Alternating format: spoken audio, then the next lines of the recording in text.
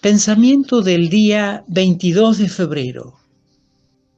No temer las diversidades.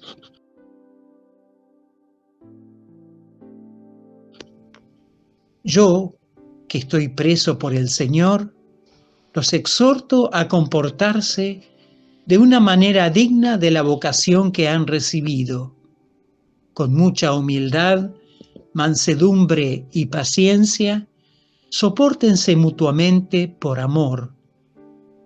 Traten de conservar la unidad de espíritu mediante el vínculo de la paz.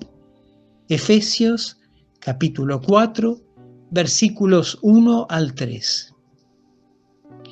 Estas palabras de Pablo brotan de su corazón ardiente de apóstol.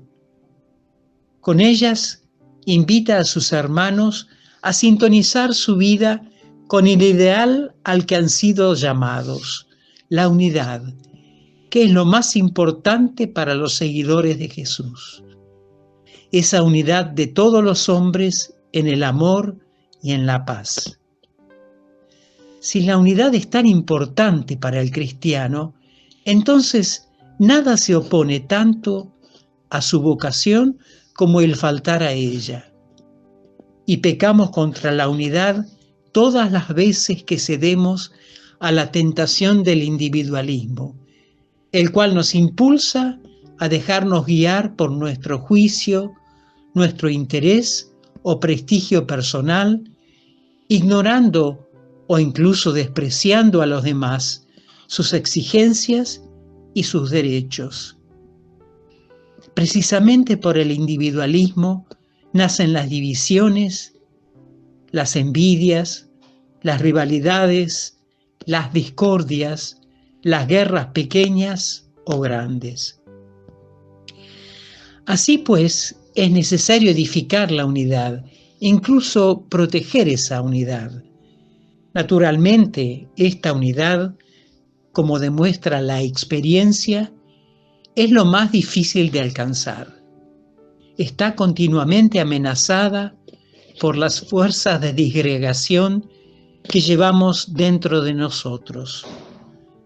Por tanto, si queremos que brille la unidad de Jesús en nuestras familias, en nuestros grupos, en nuestras comunidades, hemos de realizar el trabajo que tenemos encomendado con un espíritu de auténtico servicio a los demás.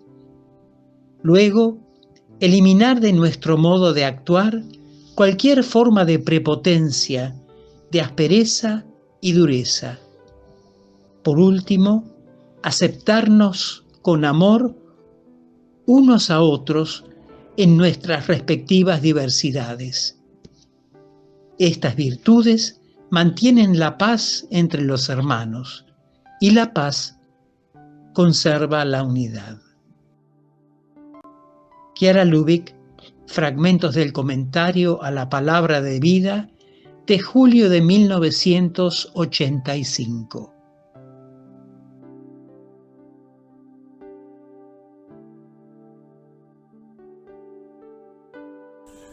Palabra de Vida, febrero de 2025. Examínenlo todo y quédense con lo bueno. De la primera carta a los Tesalonicenses, capítulo 5, versículo 21. El pensamiento del día es un material de difusión que realizamos personas de buena voluntad que contribuimos con nuestro servicio a lograrlo. No realizamos ninguna interpretación personal a los escritos de Chiara Lubich. Solo lo difundimos lo más fiel posible.